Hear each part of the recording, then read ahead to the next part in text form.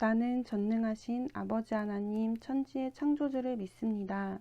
나는 그의 유일하신 아들 우리 주 예수 그리스도를 믿습니다.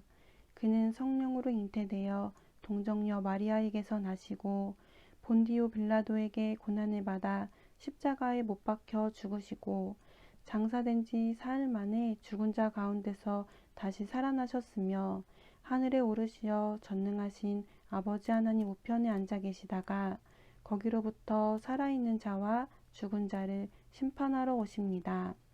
나는 성령을 믿으며 거룩한 공교회와 성도의 교제와 죄를 용서받는 것과 몸의 부활과 영생을 믿습니다. 아멘. 2021년 10월 22일 오늘의 여는 말씀 본문은 학개 2장 20절에서 23절까지입니다. 제 성경으로는 구약 1313쪽입니다. 학개 2장 20절에서 23절까지의 말씀을 다 같이 합독하시겠습니다.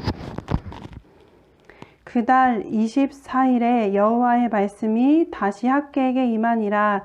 이르시되 너는 유다 총독 스룹바벨에게 말하여 이르라.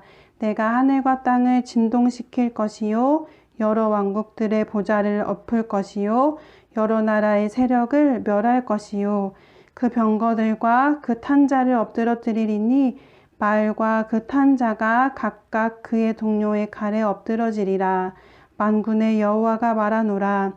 스알디엘의 아들 내 종 스룹바벨아, 여호와가 말하노라. 그날에 내가 너를 세우고 너를 인장으로 삼으리니 이는 내가 너를 택하였음이니라. 만군의 여호와의 말이니라 하시니라. 아멘. 오늘을 여는 말씀으로 함께하는 에바다 성도님들을 환영하고 축복합니다. 오늘 본문은 학개의 마지막 예언으로 스룹바벨 개인을 향해 주시는 말씀입니다. 그동안 하나님은 학개를 통해 스룹바벨과 대제사장 여호수아 그리고 함께 있는 사람들에게 예언하셨습니다. 그런데 마지막은 스룹바벨에게만 주시는 말씀으로 끝을 맺습니다. 하나님께서는 무엇을 말씀하시고자 학개 선지자에게 스룹바벨 개인을 향해 예언하라고 하신 걸까요? 먼저 23절 말씀을 보면 하나님께서는 스룹바벨에 대한 예언뿐만이 아니라 미래의 영원한 다윗 왕조에 대해 말씀하고자 하신 것을 알 수 있습니다. 23절입니다. 만군의 여호와가 말하노라. 스알디엘의 아들 내 종 스룹바벨아, 여호와가 말하노라. 내가 너를 택하였음이니라. 하나님은 내 종 스룹바벨아 라고 스룹바벨을 부르십니다. 내 종은 다윗을 지칭할 때나 다윗의 자손인 메시아를 지칭할 때 즐겨 사용되었던 호칭입니다. 이러한 면에서 하나님께서 선택하고 세웠다고 하신 스룹바벨은 단순히 예루살렘의 정치적 리더인 스룹바벨을 가리키는 것이 아니라 다윗 왕조를 이어갈 메시아, 예수님을 두고 하신 말씀이라는 것을 알 수 있습니다. 계속해서 23절 말씀 보시겠습니다. 그날에 내가 너를 세우고 너를 인장으로 삼으리니 이는 내가 너를 택하였음이니라. 만군의 여호와의 말이니라 하니라. 하나님께서는 그날에 내가 너를 세우고 인장으로 삼는다 하십니다. 인장은 오늘날의 인감도장 같은 것입니다. 인장은 주인의 권위와 권한을 상징합니다. 하나님께서 그를 인장으로 삼는다라고 하신 것은 하나님의 모든 권위, 하늘과 땅의 모든 권세를 그에게 맡긴다는 의미입니다. 스룹바벨로 예표되는 그리스도에게 하나님 나라의 왕권을 맡기겠다라고 하시는 것입니다. 예수님을 세우시고 인장으로 삼으시는 그날 하나님이 어떻게 일하실지 20절, 22절 말씀 함께 보겠습니다. 그달 24일에 여호와의 말씀이 다시 학개에게 임하니라. 이르시되 너는 유다 총독 수룹바벨에게 말하여 이르라. 내가 하늘과 땅을 진동시킬 것이요 여러 왕국들의 보좌를 엎을 것이요 여러 나라의 세력을 멸할 것이요 그 병거들과 그 탄 자를 엎드러뜨리리니 말과 그 탄 자가 각각 그의 동료의 칼에 엎드러지리라. 하나님께서는 땅을 진동시킬 것이다. 여러 왕국에 뒤집어 놓을 것이다. 권세를 깨뜨릴 것이다. 병거를 엎드러뜨리고 그들을 자기들끼리 싸우다가 동료의 칼에 쓰러뜨리겠다라고 하셨습니다. 하나님께서 온 세상을 뒤흔드실 그날 이 모든 것들이 이루어질 것이라는 예언의 말씀입니다. 그 이후에는 23절처럼 예수 그리스도를 통한 영원한 나라가 세워질 것입니다. 오늘 우리가 함께 나누고 있는 이 예언의 말씀은 이 예언의 말씀을 수룹바벨은 성전 공사가 중단되었다가 다시 시작된 지 몇 달 지나지 않았을 때 듣게 되었습니다.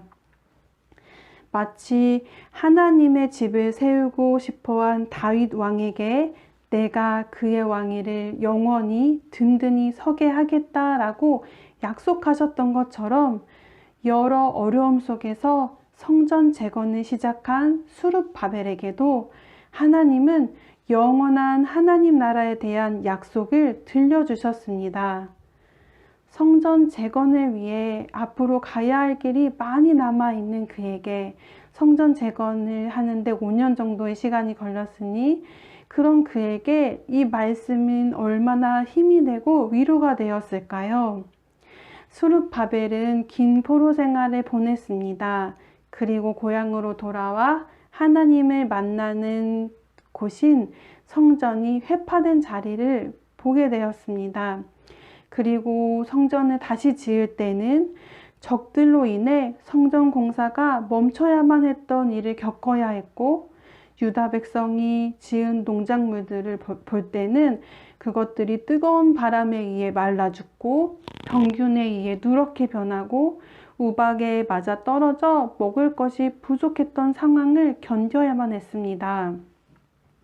어떤 열매도 맺지 못하는 비참한 상황 속에서 성전 재건을 시작한 그에게 하나님께서는 다윗 왕에게 주셨던 약속처럼 영원한 하나님 나라의 약속을 주셨습니다.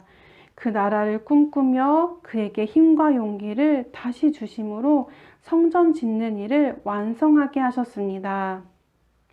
성전을 짓는 동안 예전처럼 적들에 의한 어려움이 생기지 않을까, 백성들이 잘 따라올까, 혹은 성전을 다시 완성했을 때 하나님께서 우리를 만나 주실까 하는 많은 염려와 불안으로 근심하며 성전을 쌓아 올렸을 그에게 하나님께서는 먼 미래에 대한 약속을 주신 것입니다.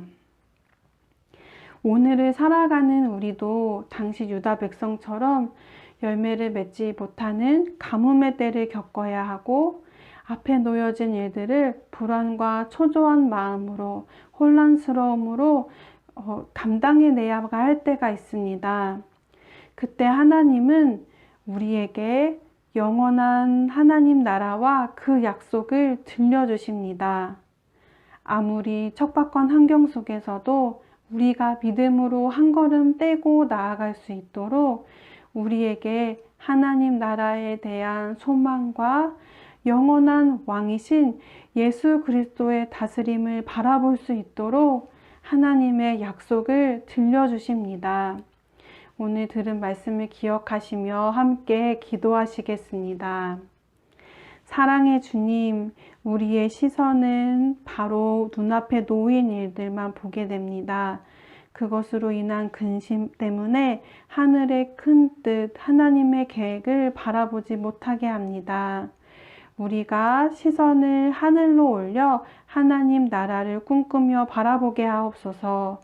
변치 않는 약속으로 예수 그리스도를 통해 하나님 나라를 영원히 세우겠다고 말씀하신 그 하나님, 오늘도 우리가 주님의 나라를 기대하며 승리할 수 있도록 우리를 붙잡아 주옵소서라고 기도하신 후 가정과 교회 그리고 특별히 캐나다로 돌아가셔서 주님의 일을 준비하고 계실 최혜경 전도사님의 건강과 사역 위에 우리나라와 세계와 선교사님들을 위해서도 기도하신 후 주기도문으로 모든 순서를 마치겠습니다.